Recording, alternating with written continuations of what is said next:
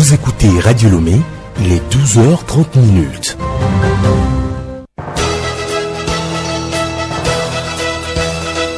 Le journal Hélène Assabi.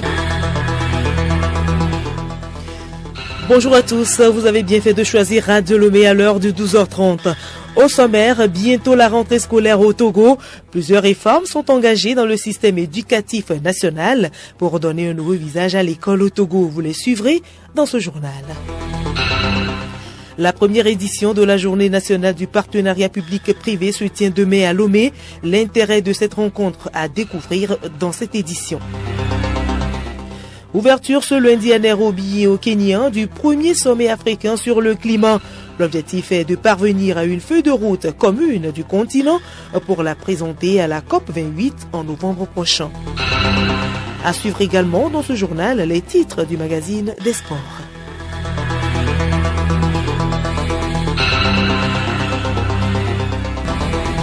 radiolomé.tg. Les réformes engagées dans le système éducatif national donnent un nouveau visage à l'école togolaise. Meilleures conditions de travail pour l'enseignant, réformes dans les curricula d'enseignement, gratuité de l'école primaire sont autant de mesures prises. Juliette Kamde. Dès 2008, l'État togolais a rendu gratuit le préscolaire et le primaire. Ainsi, plus de 2 millions d'enfants sont allés à l'école sans frais de scolarité l'année scolaire qui a suivi. L'autre réforme intervenue est le changement des curricula d'enseignement. De nouveaux manuels de calcul, de lecture, de guides et de kits de jeux pour le préscolaire ont été produits. L'APC, l'approche par compétences introduite, a permis d'améliorer la qualité de l'enseignement et de l'apprentissage. Le gouvernement a aussi renforcé l'effectif du personnel enseignant par des recrutements. Des mesures incitatives à la fonction enseignante ont été mises en place. De nouvelles infrastructures ont été construites, des anciennes réhabilitées, sans oublier les cantines scolaires et l'assurance maladie des élèves, Scolassure. Et ces élèves reprennent le chemin de l'école bientôt. Comment les enseignants se préparent-ils pour entamer cette nouvelle année? Hervé Segbonou en parle dans ce dossier. Les préparatifs vont bon train. Chaque enseignant s'organise de son côté. Fidèle instituteur au cours primaire se dit pratiquement prêt. Je suis actif pour démarrer la rentrée. J'ai mis les documents en place, les fiches. Arrivé à l'école, je serai en possession des cahiers journaux, des registres d'appel et autres matériels didactiques. Nous devons mettre le paquet pour que les élèves puissent, n'est-ce pas, être en amont pour bien commencer la rentrée. Madame Kokoué, professeure en histoire-géographie au collège, veut retrouver vite ses élèves. Elle a déjà tout mis au point.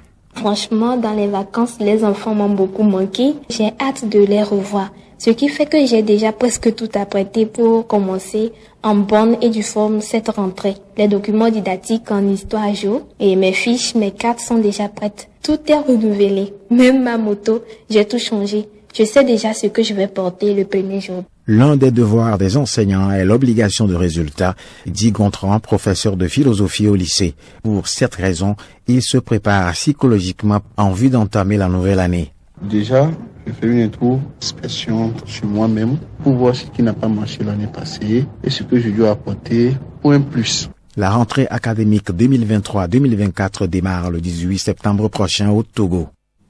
Les élèves orphelins, ceux dont les parents sont pauvres, éprouvent des difficultés financières pour démarrer l'année scolaire.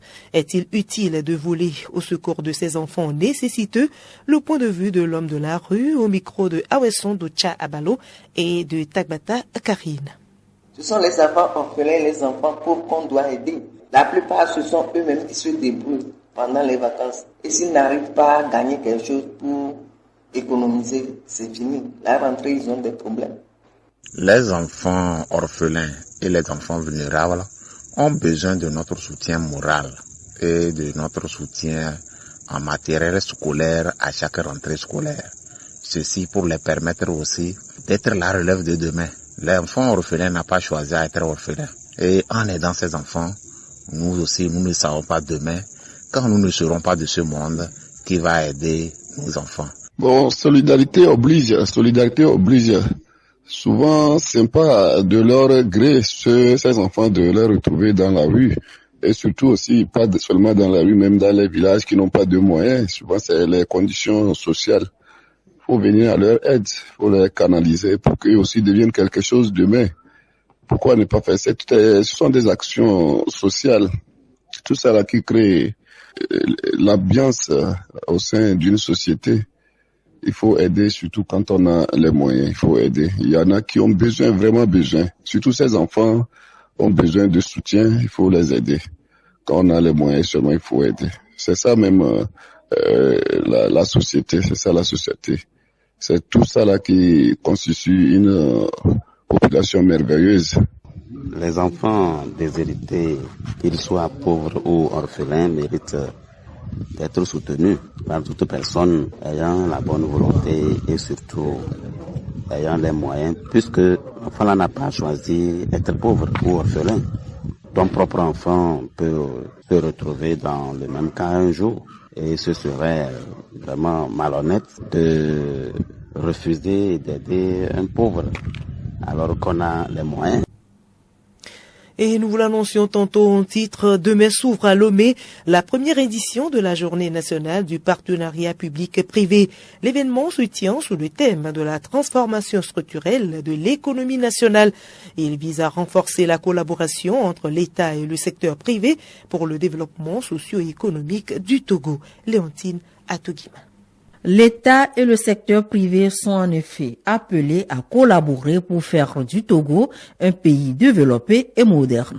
Le gouvernement a pensé d'abord à booster le secteur privé avec la mise sur pied de plusieurs dispositifs. Il s'agit entre autres de la facilitation dans la création d'entreprises, l'amélioration de la capacité à attirer les investissements directs et étrangers et aussi l'amélioration du climat des affaires. Ces réformes ont ainsi permis aux entreprises privées d'enregistrer des performances encourageantes, ce qui leur permet de jouer un rôle majeur dans l'économie togolaise.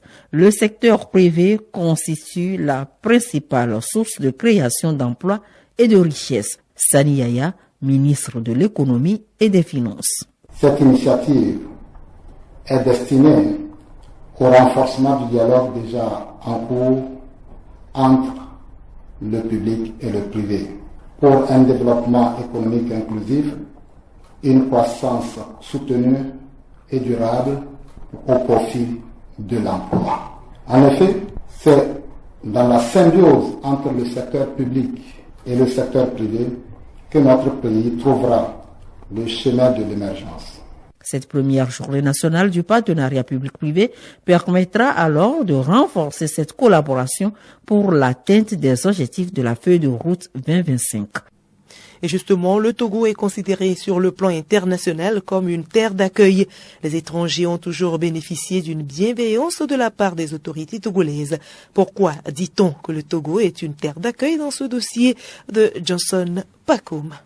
Le Togo, terre d'accueil, le gouvernement ne ménage aucun effort pour mettre à disposition des étrangers, notamment des réfugiés, un cadre propice à leur protection. Ces étrangers vivant en harmonie avec la population et pratiquent en toute sécurité et liberté leurs activités génératrices de revenus. Ils vivent ici comme leur propre pays, indique le Haut Commissariat des réfugiés des Nations Unies, qui est très actif au Togo. Depuis que nous sommes installés au Togo, nous n'avons eu écho d'aucun cas de refoulement ou de fait de xénophobie de la part des Togolais, ont-ils laissé entendre. En outre, plusieurs hommes d'État ou politiques de la sous-région et d'ailleurs ont trouvé refuge sur la terre togolaise après être tombés en disgrâce dans leur pays. En tout cas, après plusieurs années, le Togo reste et demeure une terre d'accueil et d'hospitalité légendaire. Merci à vous, Pakoum Johnson. Culture pour poursuivre. Jeudi, le peuple Gan entre dans une nouvelle année marquée par la prise de la pierre sacrée. Quelle est l'origine de cette pierre? Félix Dossavi, chargé de communication auprès du trône Gan, nous en parle, mais il trace d'abord l'histoire du peuple Gan. Les Gains ont suivi une pérégrination, une migration lointaine, depuis la plaine d'Accra. À Accra, ils avaient fondé un royaume dès le XIVe siècle. C'est le royaume de Gengbo avec pour capitale Ayawaso. Mais, suite au conflit entre eux et le peuple Akwamu, les Guins ont senti que leur défaite est proche. Pour ce faire, ils ont migré sous l'ordre du roi d'alors Okanikwe vers le soleil levant. Félix Dosavi revient sur l'origine de la pierre sacrée qui est si précieuse pour le peuple Guin. C'est dans l'installation sur le site nouveau à Glidi et ses environs que il y aura, selon la légende, un événement mystique. En effet, dans l'explication donnée par les adeptes de la divinité Mama Kolé, ce serait un être humain qui s'est sacrifié en se transformant en un médiateur entre les ancêtres, les dieux et les vivants. Ce médiateur est la pierre sacrée. Cette pierre qui est digne de respect serait un être humain qui s'est transformé pour servir tout le reste du peuple. Actualité hors de nos frontières, sommet africain pour le climat au Kenya. La rencontre réunit décideurs africains et d'ailleurs à Nairobi. L'objectif est de faire du continent une puissance émergente en matière d'énergie renouvelable et d'appeler à une aide financière internationale pour le climat. Geneviève Bougnon. Pour limiter le réchauffement climatique à plus de 1,5 degré Celsius par rapport à l'ère pré-industrielle prévue par l'accord de Paris, l'investissement doit atteindre 2000 milliards de dollars par an dans ces pays en l'espace d'une décennie, a calculé le Fonds monétaire international FMI. Ce premier sommet africain sur le climat lance les 4 mois les plus chargés de l'année pour les négociations climatiques internationales. La rencontre permettra aux dirigeants responsables d'Afrique et d'ailleurs dont le chef de l'ONU, Antonio Guterres, de trouver un langage commun pour le développement et le climat afin de proposer des solutions africaines à la COP 28.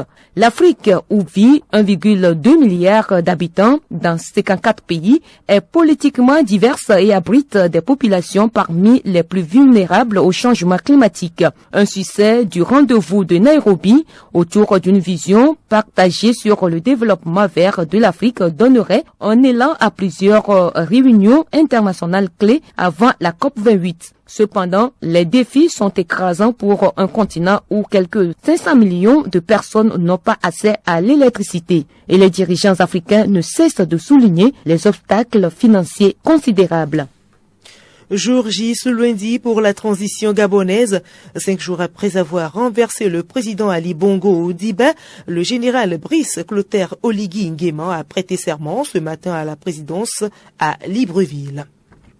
En Côte d'Ivoire, au lendemain du double scrutin municipal et régional, la commission électorale indépendante proclame les résultats partiels de ce double scrutin. Et pour le moment, le parti au pouvoir, le RHDP, rafle plusieurs localités. Dans l'opposition, le PDCI remporte 7 communes, dont celle de Cocody et celle de Douakro, le fief de l'ex-président défunt Henri Konan Bédié. Recep Tayyip Erdogan arrive ce lundi en Russie pour rencontrer Vladimir Poutine à Sochi après un mois de juillet où le président turc avait semblé défier son homologue russe sur des dossiers importants. Son objectif de faire renaître l'accord d'Istanbul sur les céréales semble à ce stade compliqué à atteindre. Les titres du magazine des sports de 13h pour clôturer ce journal. Match aller des éliminatoires de la Coupe du monde féminine de football des moins de 20 ans. Le Togo s'est fait battre à domicile.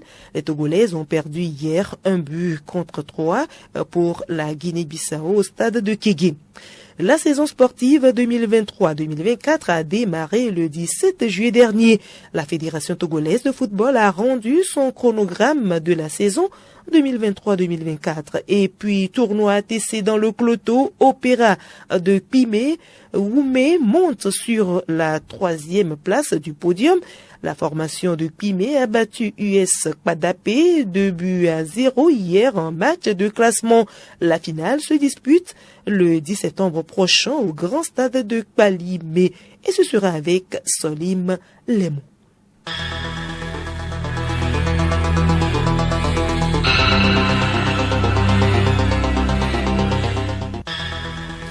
Voilà, ce journal se referme. Merci à vous de l'avoir suivi. Le rappel des titres. Bientôt la rentrée scolaire au Togo. Plusieurs réformes sont engagées dans le système éducatif national pour donner un nouveau visage à l'école au Togo. Vous les avez suivis dans ce journal. Et puis la première édition de la journée nationale du partenariat public-privé se tient demain à Lomé. L'intérêt de cette rencontre, vous l'avez découvert également dans cette édition.